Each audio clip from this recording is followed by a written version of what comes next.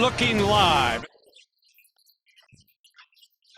There's something sacred about this stadium and its setting. There's nothing like this venue, in my opinion, in all of sports. The setting is about as good as anywhere in the country. With the San Gabriel Mountains in the backdrop, it's always picturesque. We're going to play football. Yes, he's going for the corner. He's got it. Vince Young scores. Hello and welcome to another episode of Rose Bowl Live. I'm your host, Brian Brantley, and on behalf of the entire Rose Bowl Stadium team and our CEO, Daryl Dunn, we hope that you and your families are safe and healthy during these challenging times. We'd also like to thank the thousands of you who have tuned in to Rose Bowl Live to hear from an all-star set of guests who are key members of our Rose Bowl family. Tonight, guests are two people who need no introduction if you're fans of TCU football or fans of the 2011 Rose Bowl game, TCU against Wisconsin. They both were team captains. They were co-MVPs of that Rose Bowl game. One is currently playing for the Dallas Cowboys. The other is a former Cleveland Brown and has one of the best names ever in football history. Tonight we welcome Mr. Tank Carter and Mr. Andy Dalton. Andy and Tank, thank you so much for joining us tonight. Yeah, thanks for having me. Thanks for having me. Before we get going, for those of you tuning in tonight, for questions, please put them in the comments, and we'll try to get to those on YouTube and Facebook. We'll try to get all to as many as we can before the end of our time. We have a lot to get to, of course, with these two. There's a lot of good things to talk about. So let's get right into it. So with the two of you guys, growing up in Texas, Texas is football is king, and you guys lived that Friday Night Lights. The book was made famous back in, I believe it was 1990. It came out and turned into a movie and a TV series and all that. But you guys lived the life of playing down. I know, Andy, you're Katy, Texas, and Tank, you're down in Cheney, Texas. So fill us in on what it was like to play, the ins and outs of playing Texas football. Tank, I'll start with you. I mean, Friday Night Lights, like you said, it's definitely instilled at a young age in a lot of kids in Texas. But I mean, especially down in Houston, I feel like that's kind of the heart of Texas for the most part. But football definitely was a huge part. I know I didn't get started in football until my junior year of high school, so I kind of was a late bloomer. I raced bikes growing up, but it was kind of a second sport. I mean, I was always doing BMX and playing whatever I could in soccer, and then football kind of came about, I guess, my 7th grade year, and then got in a car wreck, couldn't play for several years, and got back into it my junior year of high school. But I mean, like I said, it's definitely instilled in you at a young age and always talked about. And Friday Night Lights, like you said, it's definitely a big part of everything in Texas. Absolutely. Andy, what about you? Yeah, it's exactly what Tank was saying. It's such a big part in, growing up. I went to Katy Elementary, Katy Junior High, Katy High School. So when I was in elementary school, I was going to the high school football games. And from a young age, it's like you dream of being, I can't wait to get on varsity. So I'm out there and playing on Friday nights. So it's cool. And being from Katy and being part of that program, it's there's a lot of history with it. You get a big following. It's very similar to the book, movie, however you want to say it. Town shuts down. Everybody's at the game. There's tailgating, all that kind of stuff. So if you don't play beyond high school football, it is a great experience, and I'm very thankful that I got to experience that. Sure. And now I know, Tank, you have an interesting story with the BMX and the accident and all that, and coming back later. But I know you were 5A, one was 3A, but had you guys heard of each other before you guys went to TCU? Had you, I know you guys didn't fight against each other, but did you hear about each other? No, I mean, when I got to TCU, that was kind of the first time I had heard of Andy. I think was you a true freshman or did you redshirt? So I redshirted my. Did you? Because I think it was who was it? Jeff Ballard was. Yeah, he was there. And then I wasn't. Yeah, and I wasn't too sure. Honestly, TCU came in super late and offered me. It was my only Division I, and I didn't know a lot. I'd seen TCU, I think, in maybe 2005 whenever they beat OU in maybe it was a season opener. but that was like the only time I'd really ever heard of TCU. And then when they came in late in the recruiting process and offered me a scholarship, I was like, for sure. And then when I got there and Andy was kind of becoming the guy, and I was kind of working my way up through the ranks. So I had never heard of him in high school, but definitely became well known to him whenever I got to TCU. Yeah, I think they show all the incoming recruits highlights to all the players. So I saw Tank's highlights from his senior year and was excited about him whenever I saw him, just because knew we were going to be getting a great player. Sure. Now growing up, did you guys both want to be professional athletes? Was that even in your radar at that time? I mean, you're involved in your sports, but who did you follow when you were growing up? Who were your sports heroes at that time? Tank? I honestly hate saying it, but I still am like the biggest sports fan. It's terrible to say, but I always enjoyed, honestly, just hitting people. I loved running around and just flying around, throwing my body around, and I never was huge on just watching sports. And people always ask me, like, if you watch sports, what do you watch? What's your favorite sport? Or, like, what do you like to watch? And I just, honestly, soccer is one of my favorite sports to watch. And for a lot of people, it's kind of boring, but I don't know. I grew up, honestly, racing bikes until I was probably 10, and then when I was 12, 13, I was going to get back into racing bikes, and then got in my car wreck, and it kind of backed it off a little bit. And then my junior year, my high school coach was like, "You want to play some football?" I was like, "Sure," so. But. Yeah, exactly. What about you, Andy? Yeah, I was a little different. I was playing every sport, and whatever sport I was playing at the time was the sport that I wanted to play professionally. So when I was little, when I was playing baseball, I wanted to, be a Major League Baseball player. When I was playing basketball, I wanted to be in the NBA. And then when I started playing football, it was the same thing. So the goal was to play professionally. Obviously, once it got to one specific sport and knew that I was going to be playing football, there was an extra focus there, but very thankful that I get to live out that childhood dream of still getting to play football.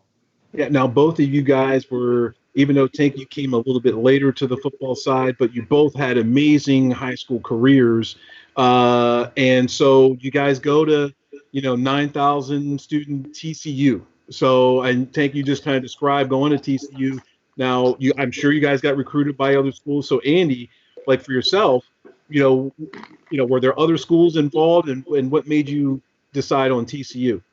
Yeah, so I only had 3 scholarship offers. So it was TCU, UTEP, and Memphis, and I feel like I want to stay, as close to home as possible, and join a great program. And when TCU offered me, I think I committed within a week after them offering me. I kind of knew that I wanted to go there. And I hadn't followed TCU much growing up, but just at the time, it just felt like it was the right fit, and it obviously has worked out for me.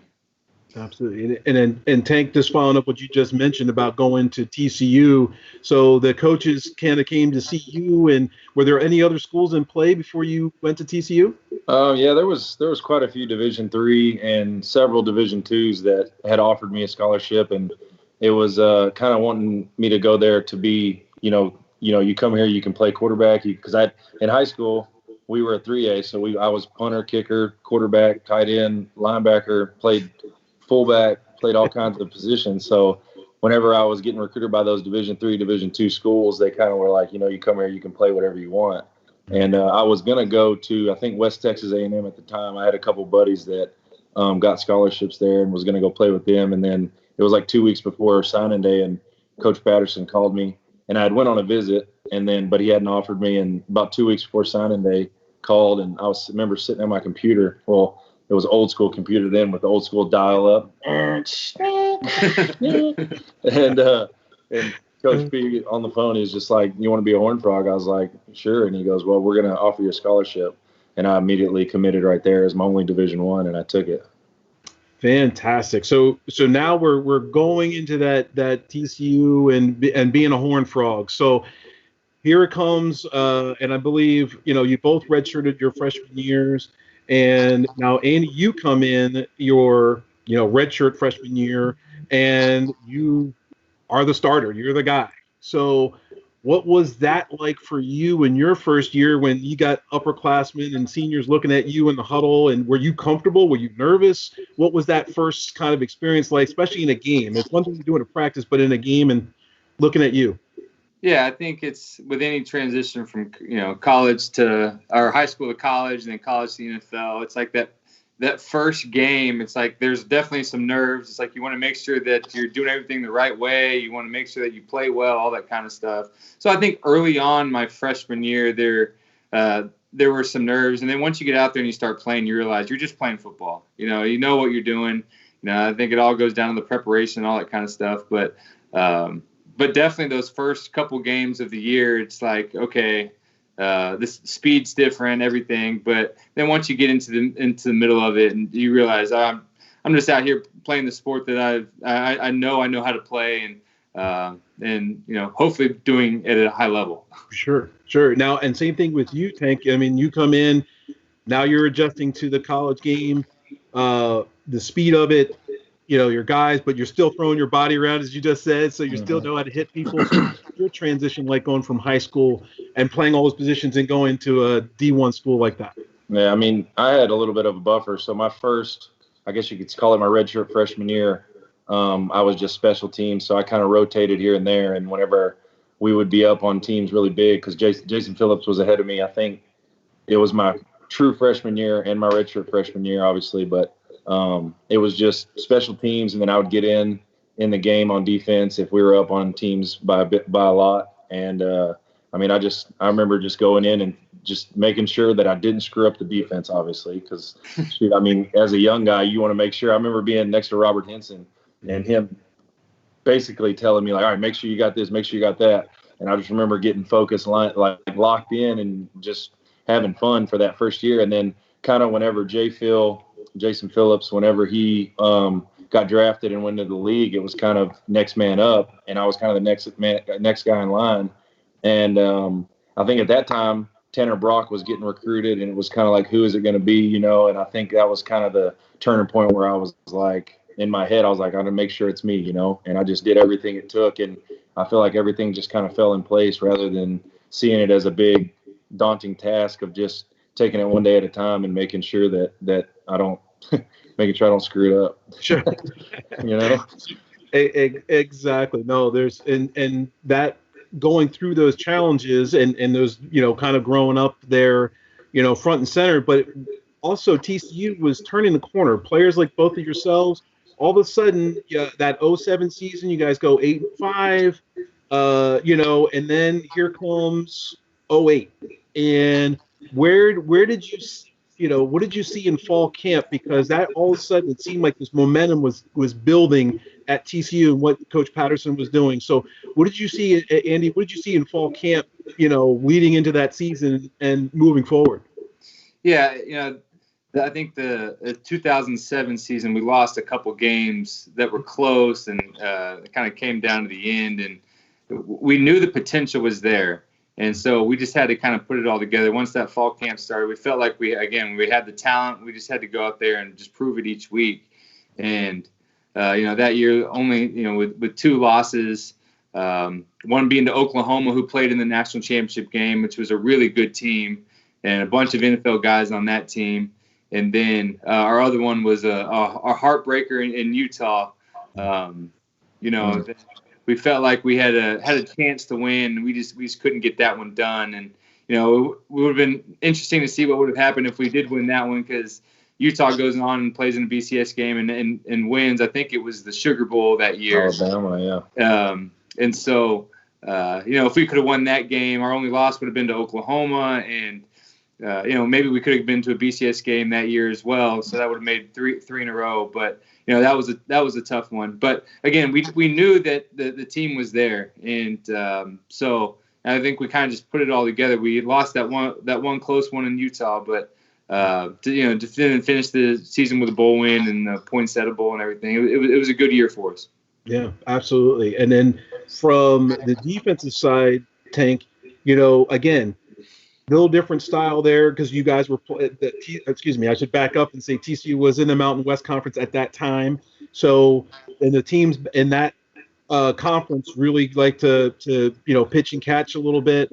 There were definitely some running backs, but they definitely like to throw the ball around and those type of things and spread it out. So what did you see from that year and how you guys were playing and how you guys were building momentum from a defensive side?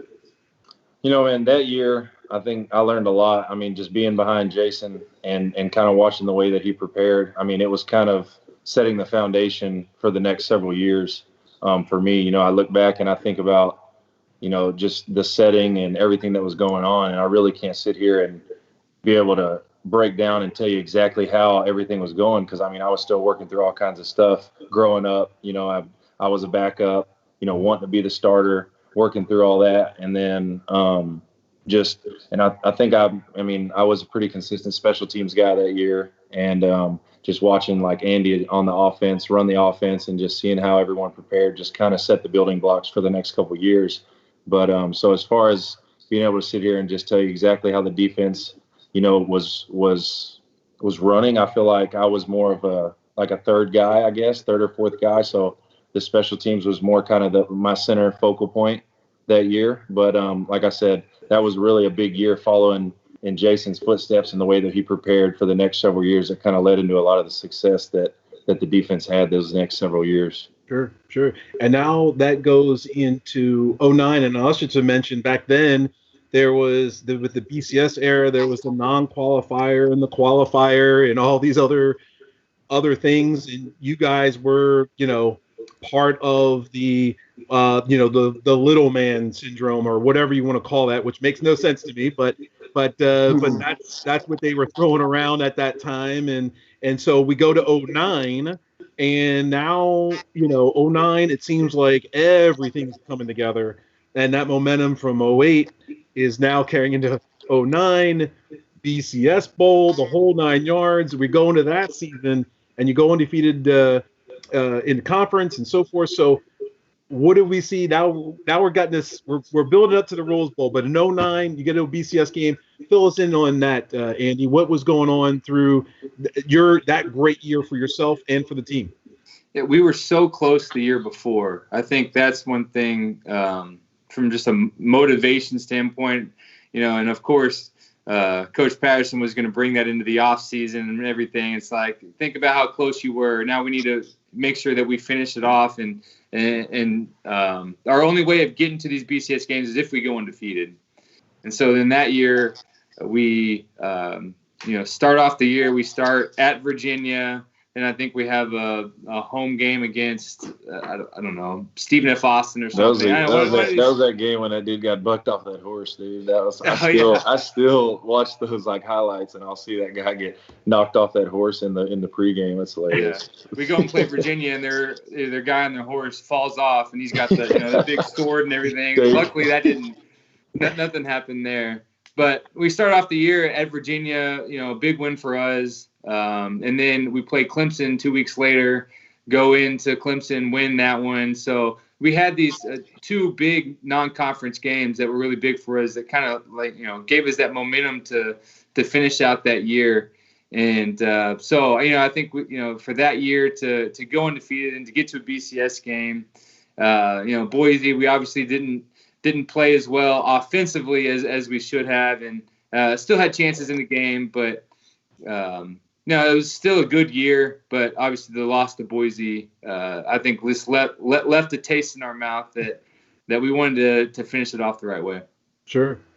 And I'll take, now you're starting at that time, correct? Yeah. And so now you're in the starting role in that year, and now you're on the field, and you just said you were backing up, but now you're starting, and with that comfort level that you had, you're going into the season.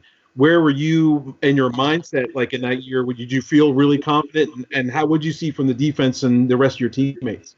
Yeah, man. I mean, that year was probably the funnest year, honestly, as far as just being out there as kind of one of the younger guys as a starter, looking up to Jerry and Daryl. And me and Daryl, I mean, I still to this day say that me and Daryl could read each other's minds on defense, man. We could just feel the other guy and didn't even really have to talk about, I mean, there was one play, and it was only in practice, but I think we're in 5 wall where it's man and zone, and basically the number 2 receiver went in and the running back just went on like a little bubble route, and we just switched without even talking about it and completely switched our assignments, but didn't even talk about it, and it made it worked perfectly. And just that kind of thing with just me and Daryl vibing and like I said, just being one of the younger guys, and I guess trying to impress to show that I do belong there. I mean, I think that year, the kind of turning point, I know for me personally, and I feel like as the defense, when we went to Death Valley and beat Clemson on that rainy, I think we beat them 12-0 or something, 12-7. I think after we did that, it kind of was like we belong here, and we just kind of carried that over into the rest of the season and just kind of kick butt. So yeah, that's one thing that year that I think that 09 team was one of the more talented teams that we had. Yeah. If we would have finished off that last game and would have won the Fiesta Bowl, then I think a lot of people around TCU would be talking about, oh, that was one of the best teams that TCU's had. But because we didn't finish that one, it just kind of leaves that the what if feeling for that year. Yeah. Sure, and that goes right into the following season, because as you said, you leave a bad taste in your mouth. Now you get to 2010, and now you've got this leadership in yourself. You're a senior, Tank, you're a junior. Now here we go, going into that season. It really, the pollsters or whatever you want to say, were giving you respect, and you were ranked high going into that season. You go 13-0. And you had, and as you said earlier, to get to the BCS game, you had to work harder and do it the hard way compared to other schools. So, what makes that season so special in your eyes, Tank? Like that, I mean, you went undefeated, but going into that fall camp, going into that first game, you had to feel something. Yeah, I think that was kind of the year where, for me, that I kind of stepped into a leadership role. Daryl was kind of the leader of the defense. Daryl and Jerry, they were drafted, they were gone, and it was kind of, I'd say, put on my shoulders. I moved from the weak side to the strong side, and I think that's when Tanner moved to the weak side, and I kind of stepped into the leadership role and kind of had to take that on.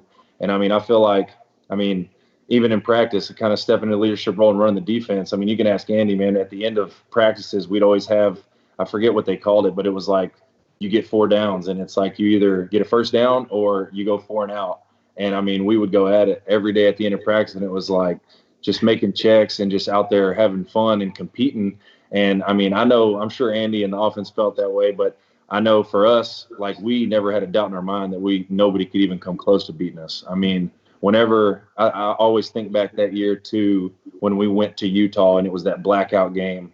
And it was, I think Utah might have been 5 or 6, and we were 3, I think, at that time, 3 or 4. And we went to Utah, and it was like all Utah this, all Utah that. And we had no doubt in our mind that we're going to go in there and just kill it. And I think it was 47-0 at one point, and then they scored a touchdown, I think, at the end of the game. But I know on the defensive side of the ball, and I'm sure it was the same for them guys, that we just had so much confidence. Everybody just had so much confidence that nobody could even touch us. Even to this day, I wish we could have had a shot at Auburn in the national championship that year, because it was like we just had no doubt in our mind that we would beat everybody in the nation, and not by a little, but like a lot. And that's how we felt. Yeah, absolutely. And that's one of the things about that season. It seemed like your defense was putting up shutouts. Like, you guys weren't giving up anything defensively. And offensively, Andy, it was a scoring machine, to say the least. So you were throwing it, and the guys were coming down with it and putting up points, left and right. That had to feel good for yourself, and that confidence that you felt. What kind of confidence did you have not only in yourself but in your teammates, because you guys were a machine? Yeah, like I was saying, from the year from 08 to 09, we had that Utah game that really stuck with us. From 9 to 10, the Fiesta Bowl, I think, stuck with us. And so, for us, we had, in my recruiting class, we had a bunch of guys that played early on. And so we had a lot of guys that had been playing for 4 years going into our last year. And so we just kind of had this, we were all in sync throughout the whole year. And that just made it nice to just kind of, all right, we've been doing this for a while now. Let's just go dominate. Exactly kind of what Tank was saying. That we had no doubt in our mind that we were going to win every game that we played. And so I think it just showed with the way we played throughout that whole season. I mean, defense wasn't giving up very many points, and we were scoring 40, 50 points a game. And so, I mean, when you can do that, I think you're going to win a lot of games. Sure. But, that year, like, Tank referenced the Utah game. I think that's just kind of like the picture perfect game of the year, besides the Rose Bowl, obviously. But, all the hype around the game, two highly ranked teams. And then for us to go into that atmosphere and to put up a ton of points and defense just shut them down. It was like, okay, this team's really good. Mm-hmm. Now you guys go undefeated again, and now you guys are, Rose Bowl bound. You're a non-automatic qualifier and all that, and you're going to the Rose Bowl. What was that like? I mean, you're TCU, so coming to the Rose Bowl probably wasn't in your mindset, but what was that experience like when you found out, like, okay, yeah, we're going to the Rose Bowl? What was that like for you? It was pretty cool. For me, growing up, I've watched the Rose Bowl for I don't know how many years. It's one of those games that you definitely tune into. I remember watching Vince Young score the touchdown, at the end of the game, like all that kind of stuff. Both my parents went to University of Texas, and so I was a Texas fan growing up, and so it's like I remember like the games like that. And so then once we get the bid, all right, we're going to the Rose Bowl, which is something that, first off, I mean, it's from it being the Pac-12 and Big Ten at the time, that doesn't normally happen. We're thankful. Obviously, we wish we could have played the national championship game. But for Oregon to get into that national championship game and for us to get to the Rose Bowl, I mean, that was pretty special. And one thing that everybody talks about, the tradition of the Rose Bowl and all this kind of stuff. And until you've actually been there and kind of experienced it, you don't understand it. That's one of the first things I remember when I first walked onto the field and be like, you can just like sense the tradition and you can just feel it. And so it's definitely a really cool game and one of the best games in college football. Sure. Now for those people who are tuning in, and Tank was there, we'll get him back. I think his phone might have died. So for those fans who are tuning in, hopefully we'll get Tank back on here in just a bit. But now, and also for those people who are tuning in, make sure you keep those questions coming in on YouTube and Facebook. So going into that Rose Bowl game, now I understand that you guys got there before Christmas. Is for that Rose Bowl game, and and I heard that you guys took Coach Patterson put it up to the team about you guys want to go now or do you guys want to wait and spend Christmas with your families, but you guys were like, what, this is a once in a lifetime opportunity and trying to get there and play some football. How that excitement and getting there and all that through that. I understand you guys did the whole Disney World or Disneyland, stuff. So what was that like for you guys in the pre-stuff before the actual game? Yeah, I think that's one thing that the Rose Bowl has done such a good job with is just everything around it is first class. And so even for us going to Disneyland and doing all the different things, going to Lowry's and doing the whole whatever it's called, steak bowl or whatever it is.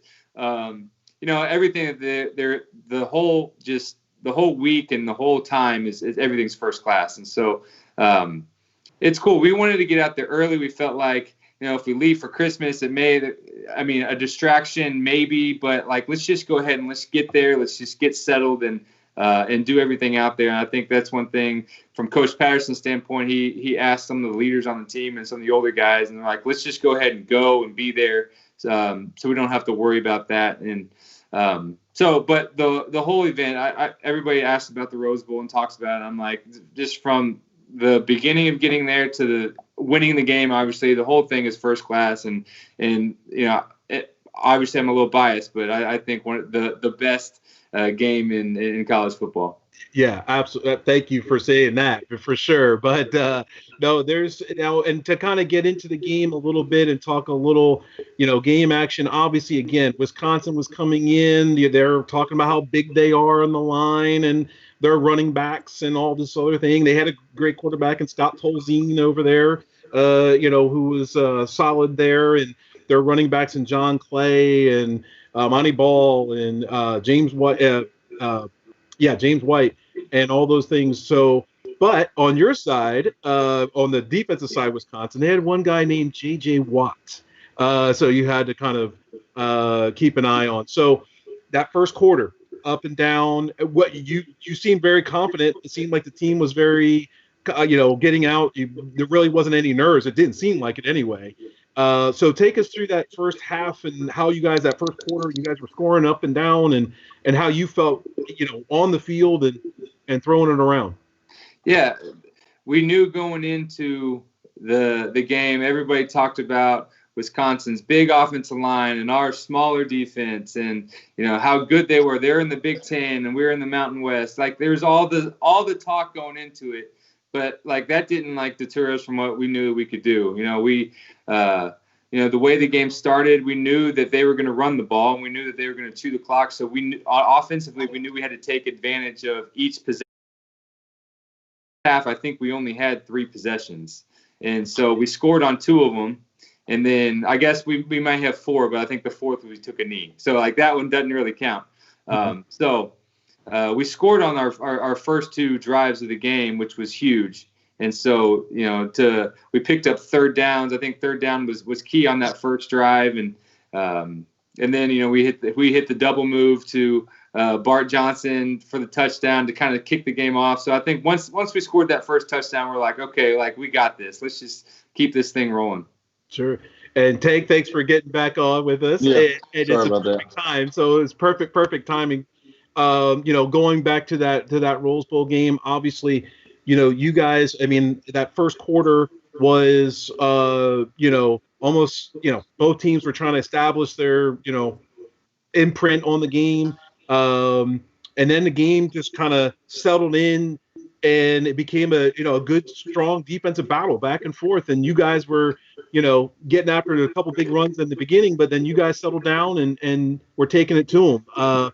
So from your side, what did you see with Wisconsin and their 3 running backs and their quarterback and Nick Toon and all that? What did you see from your side?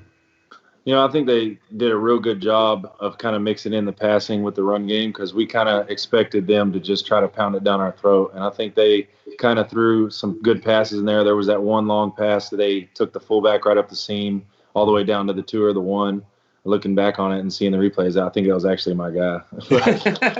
I saw it open wide open. I was like, nope, I'm going right for the quarterback. I gave him a good lick, but he got the ball off before I got to him. But no, man, I think they threw some passes in there at the right time. And I think they ended up having over 200 yards of rushing. It was just at the right times we got them off the field, which kind of slowed them down and, kind of, I guess stifled them or muffled them a little bit. It wasn't the best showing for our defense as far as the run game and the yards that they put up against us. But I think we just we lived by the sword with, we just didn't break, and it kind of worked out in the end. So. Sure. And so moving forward, we go to the third quarter, late in the third quarter. It was a key third down play. And Tank, to say that that hit, I still feel it. I remember watching that game live. You came around, you were blitzing, you cut inside. Your eyes had to light up on that hit. Take us through that hit and that play in particular, because it really did seem like it just gave just a jolt to everybody, not only on your team, but in the stadium. Yeah, no, it was. I think it called just a weak dog blitz, and instead of Colin, who was on the strong side on the strong dog blitz, it was the weak side, and the corner came with me.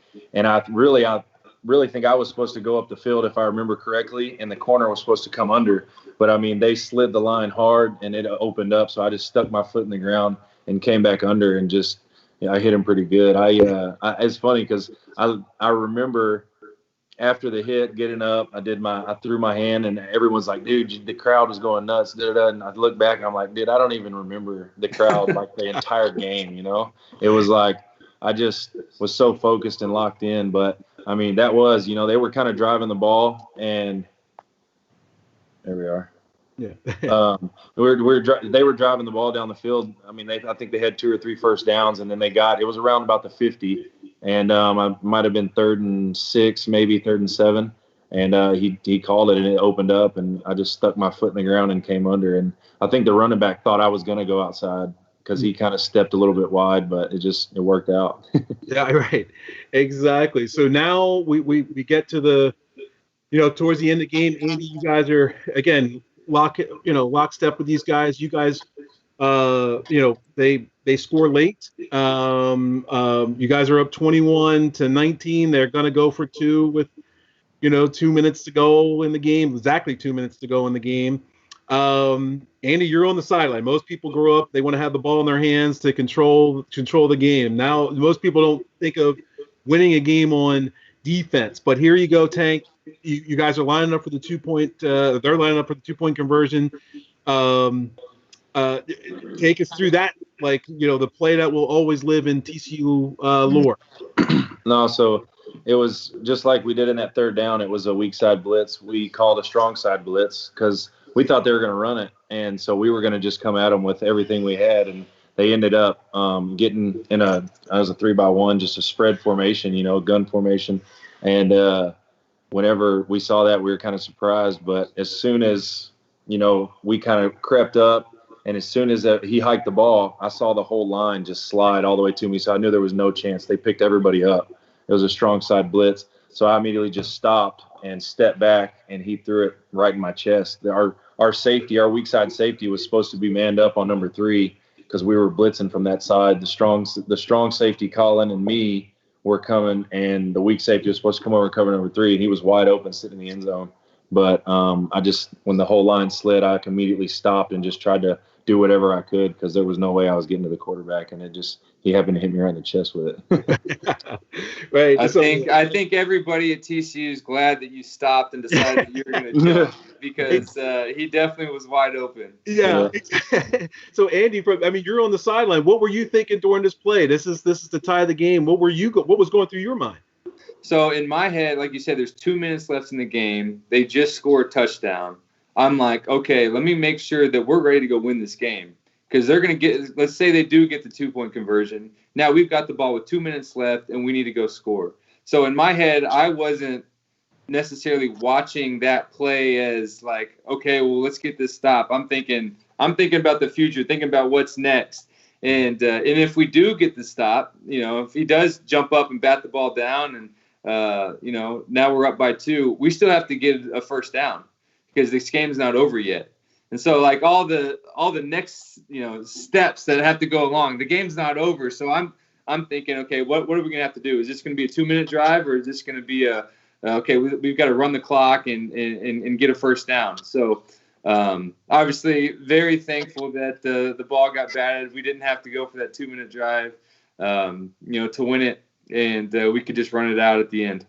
Yeah, and I'll give your teammate Bart Johnson some credit. He's the one who recovered the onside kick, and then you guys pounded out that first down, and it was celebration time. So, and both of you being co-MVPs of that game, and being on the stage and the confetti and the whole 9 yards, I can only imagine what that felt like from the outside. What did it feel like for the two of you being on the stage there and collecting the co-MVPs and the Rose Bowl trophy? Tank, with you. It really is surreal, man. I think if I remember correctly, that was the first year that they started giving an offensive and a defensive MVP for the Rose Bowl ever. That was the first year they started doing both sides of it. And I just remember thinking that, am I worthy of getting any of that at all? And after the game was over and they had awarded it to me, it was kind of surreal that, all the way from when we talked about when this call started of high school, working in, only starting playing football in my junior year, 1 Division I scholarship, freaking special teams my first year to actually can play, to trying to find my way through the defense and looking up to those guys to stepping into leadership role and then kind of making it all the way to the Rose Bowl in an undefeated season. And I'd say for the most part, kind of changing the the trajectory of TCU in the future and kind of where they're at today, kind of set the groundwork and the foundation of, getting them to the Big 12 and things like that. So, I like to think that I played a big part in kind of where TCU is at today, and I'm sure Andy feels the same way. That group of guys we were lights out, man. And that's what I was going to say earlier was like, whenever something bad would happen, or if there was a turnover on offense, I know for us, we always knew that the offense was going to go out and execute. If there was a turnover on offense, like they knew that we were going to go out and get the ball back 3 and out and get it right back to them so they can go score, So, and we truly felt that. We never got down on anybody when something would go wrong. It was like, let's just make it right. I think we were such a great unit as a whole football team that it was a good combination. Yeah. And Andy, for you. Yeah, I think, once that game's over and we're sitting on the podium, and I just remember looking up, was given the MVP. Tank, there's that picture of always me holding the trophy and, Tank kissing and all that kind of stuff. It's like, I just remember looking up at just the crowd and all the TCU fans and being like, they're probably never going to get a chance to experience this anymore. Us being in the Rose Bowl, us from the Mountain West, all that kind of stuff. We didn't know that we were going to get a chance to go to the Big 12 and all that kind of stuff in the future. Obviously, we felt like we could set ourselves up to get there. But, to just look out in front of the crowd and just be like, this isn't just cool for us to win the Rose Bowl. This is cool for everybody that's gone to TCU, everybody that was at the game, everybody that's at home watching it. Like, it was just one of those things. It's like, man, this is so big for just the whole university and everybody that's involved that, I just remember sitting there looking at crowd and be like, this is very special. And then people today, I'll run into some random people and be like, hey, I was at that Rose Bowl, and that's the reason why I went to TCU. It's like different things like that, which is just so cool. And kind of like what Tank was saying is it kind of set up, it was kind of like the foundation of getting TCU where it's at today, now to be part of the Big 12. And I think people view and look at TCU differently today because of what we were able to do for the Rose Bowl, but also people before us that kind of helped get us to that point. Yeah, absolutely. And there's some things there, and I'll kind of skip ahead here. And one of the things that I'll bring up is, what does the TCU supporters, the fans, all those folks down there in Fort Worth, what do they mean to you? And I'll start with you first, Andy. What does that community, that TCU community, the Horned Frog community, mean to you? It's special. I think, ever since I was been in the league, obviously with Cincinnati for 9 years and now going to my 10th year here in Dallas, it's like, even though I was in Cincinnati, I'd always come back to Texas. We've been in the DFW area, the whole time. We'd come back here in the off season. And so just to come back and just to go to Fort Worth, just to be surrounded by just so many great people and so many great supporters. And then obviously to still have Coach Patterson there. A lot of guys don't get to have their, 10 years later, get to have their college coach still at their same school. And so just to be able to go back and just to see everything that he's been able to accomplish. Now we go back and we go to a stadium that's not the same stadium that we played in. We go to locker room. It's not the same locker room. We go to, all the stuff that's been upgraded, which it's deservedly so. It's one of the best facilities in all the country. But I think it's special to be a part of such a great university and to feel like you had a part in it. Yeah. And Tank, for you. I mean, it's awesome, really, because you think about, I feel like as a whole, not just our football team, but the whole city that year, just kind of working our way through everything and getting to the Rose Bowl. And I think everybody felt kind of like, we belong here, but we still need to prove ourselves. And I feel like whenever the team was playing and winning that game, the whole city felt like they won that game. And I think, and just the fans in general, like being around it now and running a business in this town and the help that people will give you just because you went to TCU or the things that we did whenever we were there, it really is like, it's almost like a small town feel. And, as far as the football program goes, I think the Rose Bowl game was kind of the jump off of, like we really belong here. And I feel like everybody in the town felt that way. And, I really think that it was a special game just to kind of, give everybody that feeling of like we belong and we're not just a little guy, that we can actually make it happen. And I feel like the team kind of did that, which kind of made the city feel like they were a part of that whole year, just the whole run we had, And I don't know, I just think it brought the city together. Like I said, and running a business in town, I mean, a lot of things we do, like a lot of the vendors, I mean, the guy that hauls all my materials for my business is a TCU guy that I played football with at TCU. I mean, my material provider, that he's a salesman, he went to TCU. I mean, I try to keep it in-house as much as possible. And I think that's the great thing about the TCU fraternity, so to say, is that everybody in town just kind of helps everyone out that around town in Fort Worth at TCU. So fantastic. And actually, you brought up Coach Patterson, and so Coach Patterson's still there, and what he's done with the TCU program. And were you, what does Coach Patterson mean to the two of you? And were you able to take any of the things that, besides the superstitions, I heard about that, and changing the pants and the shirt and all those other stuff. And we love to have you on here, Coach Patterson, one day on the Rose Bowl Live. But what did Coach Patterson and some of those coaches there at TCU mean to you guys? And were you able to carry any of that into your personal lives and take you in your business and anything like that? Andy, I'll start with you. Yeah, I think from day one, just from meeting Coach Patterson, the one thing that was so he was adamant about was you're going to graduate. I think that's one thing you can look at TCU and you can look at their football program and just sports in general, is you can see the graduation rate, and it's really high.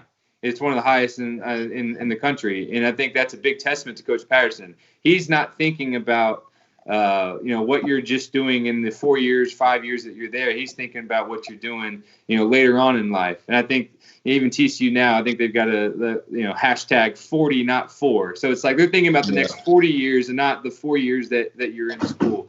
And so, I think that's one thing that's, just kind of sets him apart, is he's trying to think of you beyond football.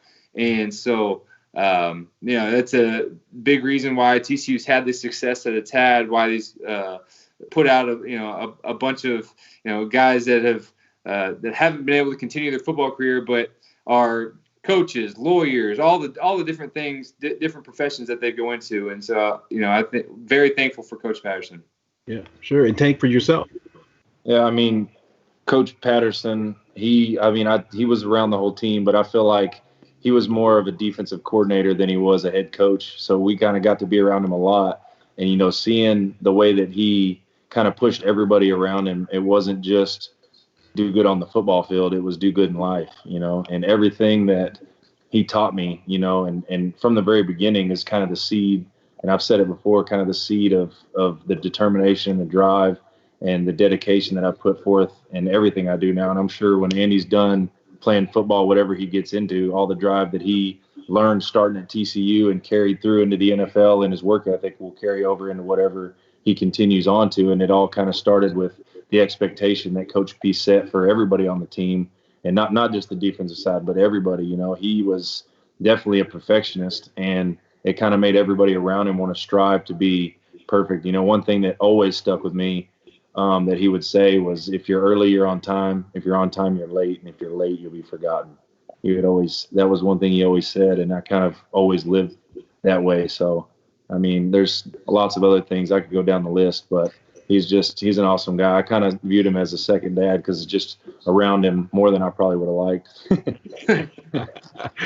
Fair enough. And again, for those of you who are writing questions, keep those questions coming. We're just about to, and we'll get to those fan questions in just a minute. But I would be remiss if I don't bring up, Andy. Okay, you graduate, so you go off to the Bengals.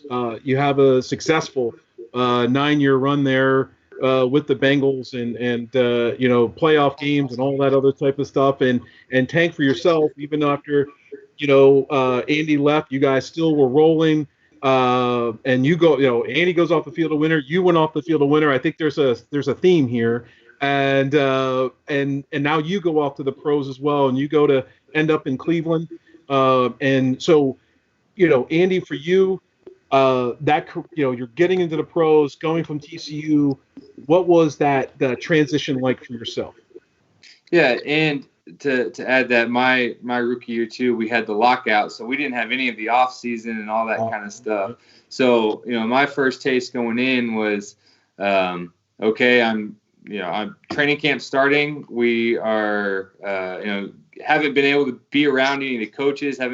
We've had a playbook, but it wasn't being taught to us yet. We kind of have to learn it on our own. And so there's a lot of things that kind of went into that year. But, fortunately for me, I was drafted in the second round. A.J. Green was drafted in the first round. And so we kind of were growing up at the same time in the NFL. And so to have a talent like A.J. and to be a part of a team that was kind of set up with a solid defense. We had, a lot of pieces on the offense. And for us going into that season, we were expected to not win one game. That's what everybody was saying. We were going to go 0-16, and for us to go in and make the playoffs that year, and for me to get a chance to go to the Pro Bowl and all that kind of stuff, it was a good start to my NFL career.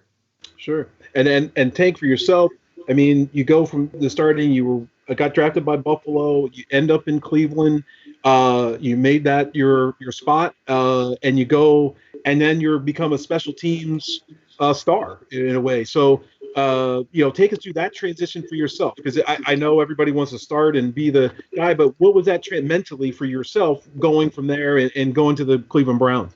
Yeah, man. I mean, just starting out at the Bills, I think I learned a lot more at the Bills than I did anywhere, just for preparation, on the preparation side of it. I kind of went to Buffalo with, I guess, a bit of the same mentality I had in college. I mean, I prepared in college, but I knew the defense inside and out, so I didn't really have to study the defense as much as you needed to in the NFL, just because it was almost second nature. I had been running it for 5 years. I had known that defense inside and out. When I got to the NFL at the Bills, once I learned the defense, I didn't kind of stay on the playbook, which I think was kind of part of the reason why I got released by the Bills and picked up in Cleveland. So that was kind of a really good learning experience for me at the Bills to, this isn't college. You got to prepare a lot differently than you did whenever you're in college. And then going to the Browns, the whole, like you said, the whole idea is to go to the league and become a starter, and I think that was kind of my goal the whole time I was there was, I think I became the special teams captain. I think my second or third year was the special teams captain throughout. Got my second deal after my fourth year, was still at the Browns. And then it was about my fifth, I think it was halfway through my fifth year that they traded the guy in front of me who was Demario Davis. And they called me in there like, it's your defense, you're the guy. So all through OTAs, I'd finally gotten to that point that I had been working for half of a decade, in the league and just grinding it out, and finally got that shot. And I think it was a second preseason game whenever it was the Giants, I believe, and took my knee out, and that was kind of it right there, dude. It just kind of was cut off, which, I think God has a plan for everything. And I just try to focus on that rather than sit and dwell on things that have happened. I just focus that I know God has a plan, and it was meant for me. I mean, growing up around the concrete business and my dad being in concrete growing up and learning it, that it was just kind of meant to be for me to move on from it at that time. But I mean, I learned a lot, and it was definitely an experience. But at the Browns, it was kind of hard to swallow. Still kind of is. I wish I could have went out on a different note, but it's just the way the cards fell. And like I said, I just got to focus that it's God has a plan, and that wasn't my plan to be, a 10-year, 15-year guy in the league like I had originally thought I was going to be my first 3, 4, 5 years in the league. But. Mm-hmm. Yeah. Now, and that actually goes into for both of you. Andy. Now, I mean, the big.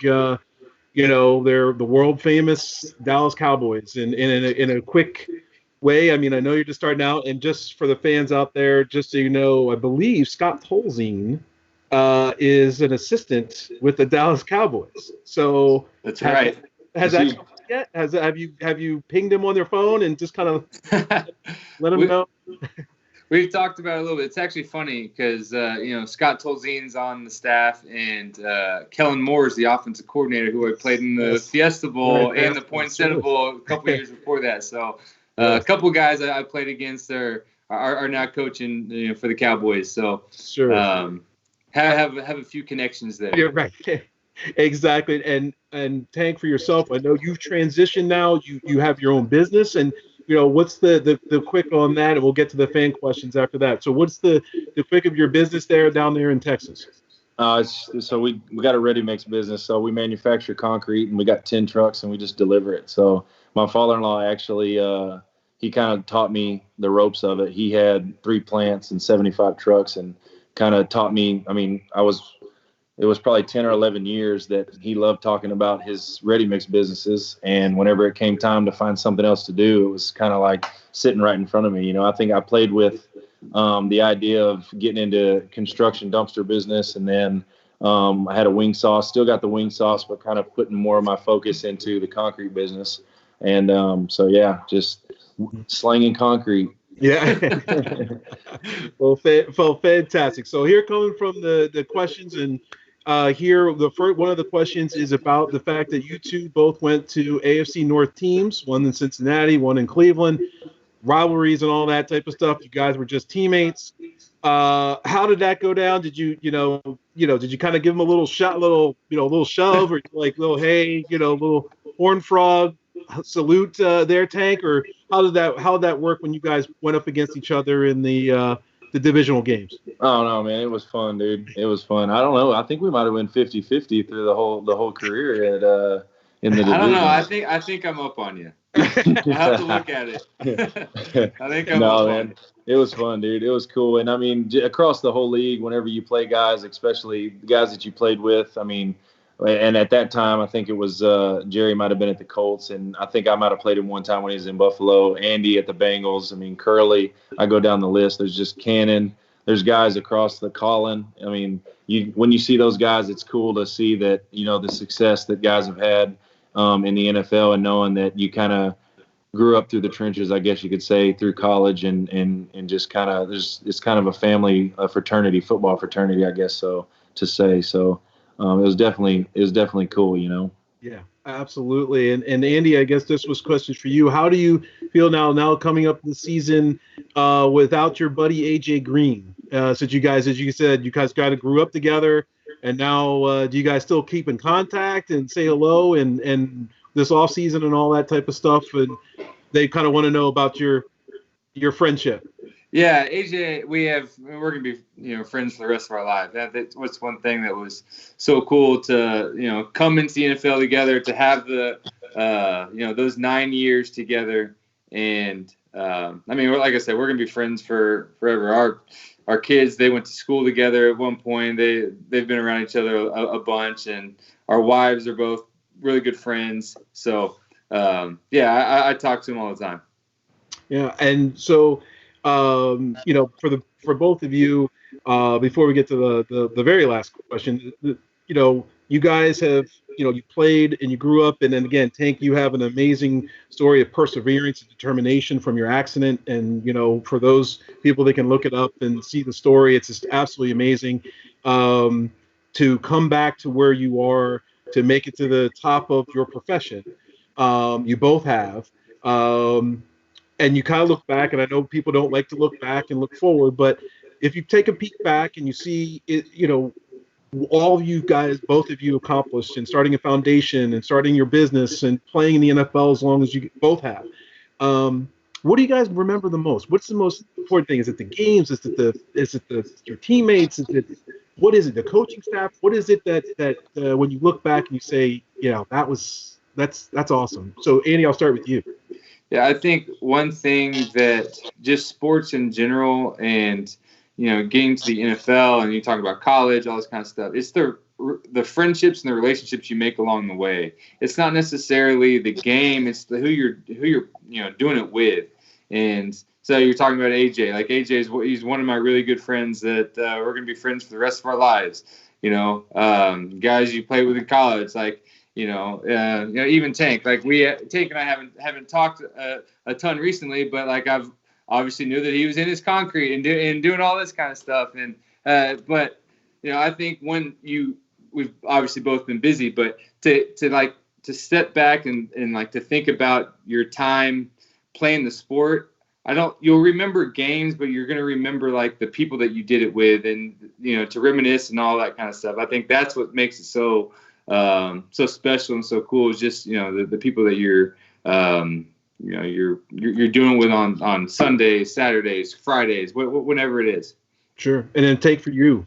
Yeah, man, that's the same exact thing. I mean, it's definitely the people you meet throughout, and it's not always the kind of ball player they were. It's just the kind of person, I mean, coaches, players alike. You think about the jokes you crack while you're sitting at your locker before you're about to go out to practice, and that's really what I miss the most, is really sitting there and just the camaraderie of a football team in general.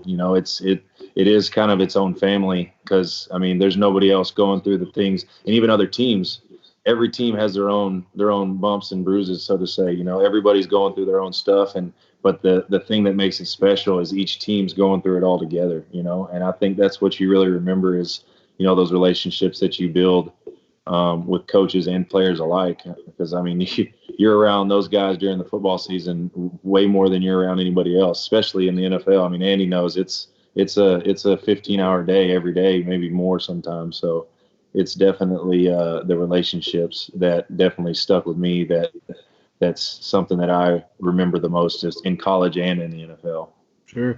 And lastly, for all those kids are not only there in Texas, but around the country that look up to you guys again played it at the highest level, high school, college, pro, and they're doing their own Friday night lights, and they're looking to maybe get to where you were at TCU, or maybe even beyond that, and maybe to the pros. So what do you say to those kids that, kind of look to you and say, how do I get to become someone like you? And Andy, I'll start with you. Yeah, I think it's the determination and the willingness to work.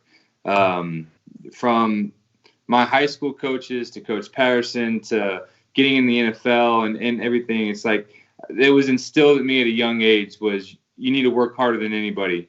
And so I think that is one thing that's so key in, you can never be satisfied with what you're doing. You always have to, there's always something more that you can do, something that you can get better at and all that kind of stuff. So I think one thing you got to be able to put in the work. And the other thing is our team chaplain in Cincinnati, he has said this all the time, is don't ever let somebody else's opinion of you become your reality. You don't need to listen to other people, because there's going to be a lot of negativity that comes with sports and general, all that kind of stuff. But,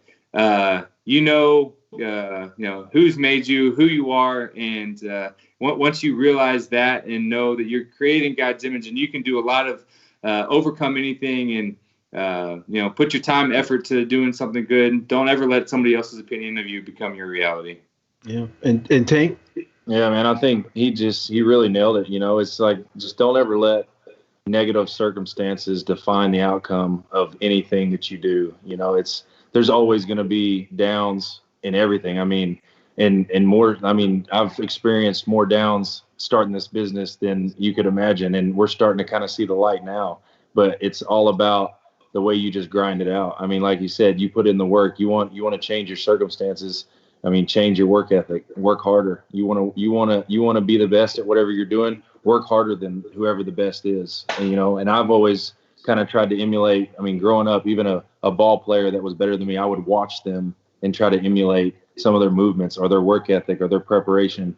And it's just anything. It just comes down to how late you want to stay there and how early you want to get up. I was up at 2:00 yesterday morning. I got home at 7:30, 8:00 at night. It's just how hard you want to work to change those negative circumstances into the outcome that you want it to be, And like I said, everything Andy said, dude, he nailed it. It all comes down to just working your butt off. That's all it is. Absolutely. And that's a great way to end this great talk. I hope all the fans out there, TCU, I guess you guys say go Frogs, is that right? So, and right there you go. Rain. Absolutely. So tonight we can't thank Tank Carter and Andy Dalton enough for joining us on Rose Bowl Live. We wish you both the best. We will be back in 2 weeks. You'll see our notice that we'll send out regarding who our next guests will be. But again, we can't thank TCU for their help and also Andy and Tanks for being here tonight. We look forward to seeing all of our fans back at the Rose Bowl, hopefully soon, at the sunny Pasadena at the America Stadium, the Rose Bowl. Thank you so much for joining us tonight. Appreciate it. You are looking live. There's something sacred about this stadium and this setting. There's nothing like this venue, in my opinion, in all of sports. The setting is about as good as anywhere in the country. With the San Gabriel Mountains in the backdrop, it's always picturesque. We're going to play football. Yippee! He's going for the corner. He's got it. Vince Young scores.